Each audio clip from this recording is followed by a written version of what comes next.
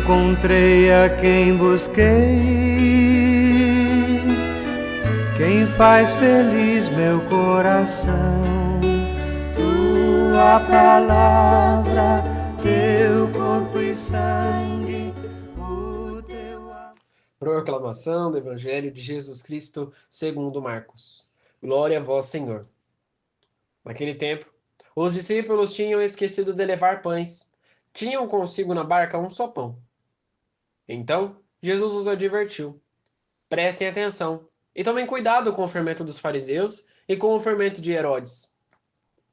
Os discípulos diziam entre si: é porque não temos pão? Mas Jesus percebeu e perguntou: por que vocês discutem sobre a falta de pães? Vocês ainda não entendem e nem compreendem? Estão com o coração endurecido? Vocês têm olhos e não veem, têm ouvidos e não ouvem? Não se lembram de quando repartir 5 pães para 5.000 pessoas? Quantos cestos vocês recolheram, cheios de pedaços? Eles responderam: 12. Jesus perguntou: quando repartir 7 pães para 4.000 pessoas, quantos cestos vocês recolheram? Eles responderam: 7.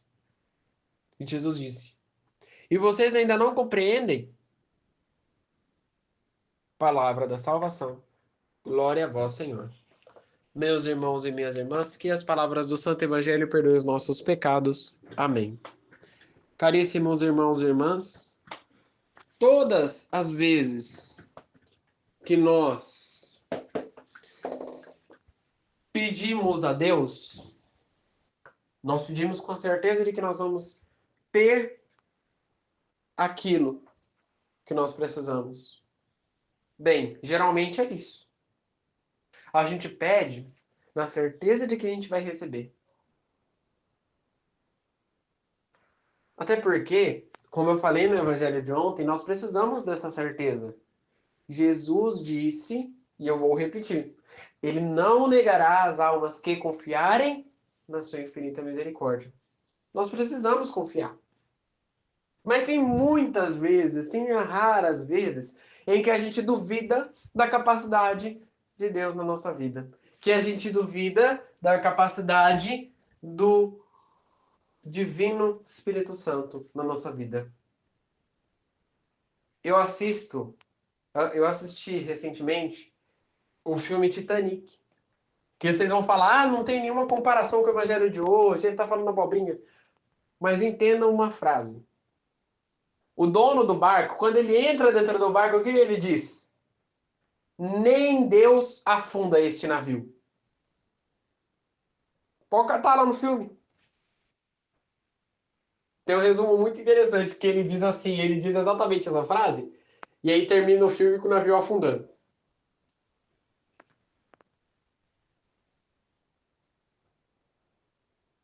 Qual que é a frase? Nem Deus afunda este navio. Pois é. Quando nós duvidamos da capacidade de Deus, Deus mostra para nós de forma de gestos, de forma de ações. Falta pouco ele fazer sinal de fumaça para a gente, que ele está conosco. Porque muitas das vezes a gente cruza os braços e a gente fica lá esperando o milagre cair do céu. Claro que ele não vai cair do céu, precisamos construir o milagre na nossa vida. O milagre não vai cair do céu. A gente precisa construir um milagre na nossa vida. Como que nós construímos? Através do terço, através da palavra de Deus, através da meditação. Aí vocês vão falar, mas nós não fazemos yoga? Meditação, separar uns 5 minutos com o terço na mão, rezando o terço e prestando atenção. O que Jesus quer na minha vida? E muitas das vezes, meu pároco até falou isso, e é muito interessante dizer isso. Muitas das vezes nós precisamos dobrar o nosso joelho na frente do Santíssimo e não é pedir para Ele, Senhor, eu preciso disso, eu preciso disso. Não. Muitas das vezes nós precisamos dobrar o joelho na frente de Cristo e dizer, Jesus, o que o Senhor quer fazer na minha vida?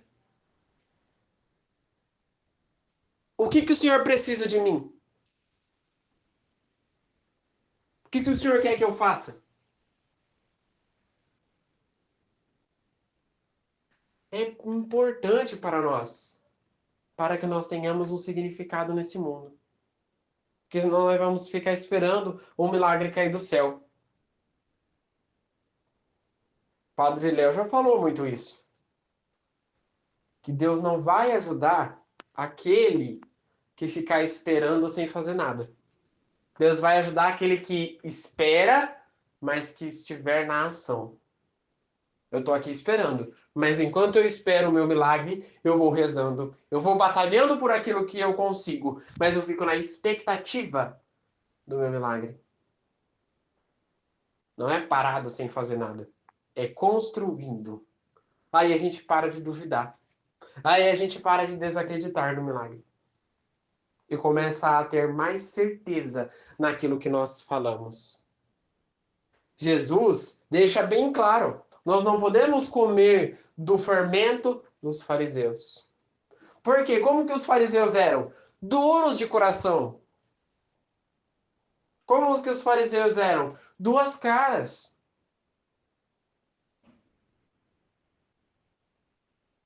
Os fariseus eram assim, eles eram capazes de brigar até com o melhor amigo, até com o ente mais querido da família, para convertê-lo.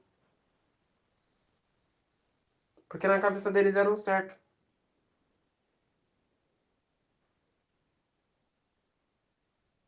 Jesus ensina que nós precisamos ter o amor que só Deus proporciona para converter o outro. E como nós adquirimos esse amor? Através do terço. Como nós adquirimos essa bondade? Através do terço.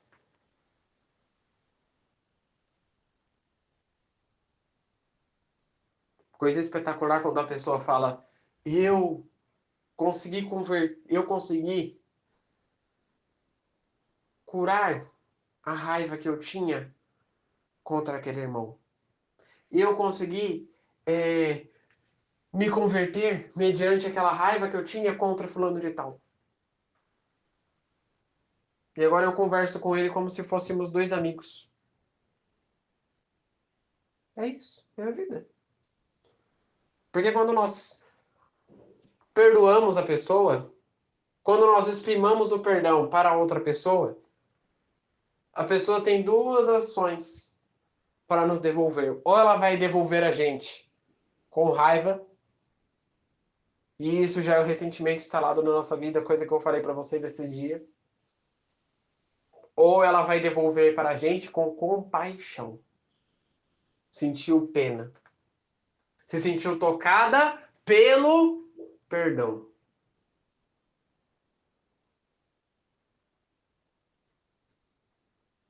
O fermento de Cristo é diferente, é este fermento. É o fermento do perdão, é o fermento da bondade, é o fermento da boa ação, é o fermento que exprime a paz.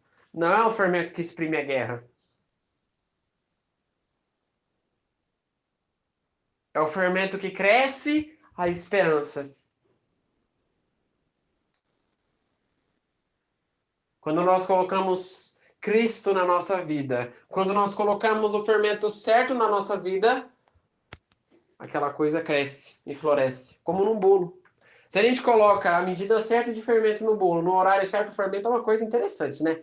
O fermento, ele tem a hora certa, o fermento, ele tem o ponto certo, o jeito certo, tudo do jeito dele. O fermento é exigente.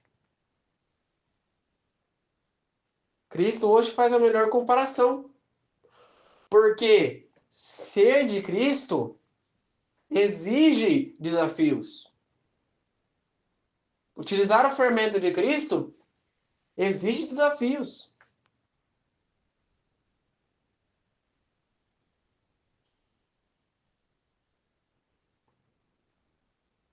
Se nós colocarmos o fermento do encardido na nossa vida, jamais nós vamos conseguir colocar o fermento de Cristo no nosso coração.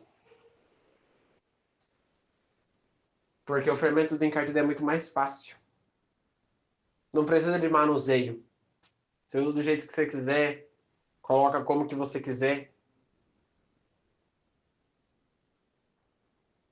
E aí fica interessante. A massa, quando você tira do forno, fica aquela coisa bonita. Só que daí, quando ele esfria, o bolo murcha. Acho que tá interessante isso daí. A gente faz um bolo bonito, coloca lá no forno.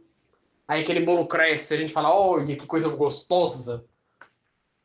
Chama os amigos pra vir comer bolo dentro de casa. Vem cá tomar café na minha casa, fulano. Eu fiz um bolo gostoso aqui, vai lá e tira aquela foto bonita. Aí a pessoa vai. Chega lá, você tira o bolo do forno, o bolo. Assim é o fermento do encardido na nossa vida. Aí a gente acha que tá tudo bonito, tudo certo. Mas quando a gente menos espera o bolo, murcha. Então, quem tem Cristo tem trabalho. Soa para fazer o bolo. Mas quando o bolo tá pronto, é a coisa mais linda. A coisa mais bem feita que pode haver. Não duvidemos jamais da capacidade de Cristo no nosso coração. Tenhamos fé sempre, em todos os instantes da nossa vida, para fazer a vontade de Deus. Rezemos juntos. Pai nosso, que estais nos céus, santificado seja o vosso nome. Venha a nós o vosso reino. Seja feita a vossa vontade, assim na terra como no céu. O pão nosso de cada dia nos dai hoje. Perdoai as nossas ofensas, assim como nós perdoamos a quem nos tem ofendido. E não nos deixeis cair em tentação, mas livrai-nos do mal. Amém. Que no dia de hoje fique na paz e na alegria de Deus.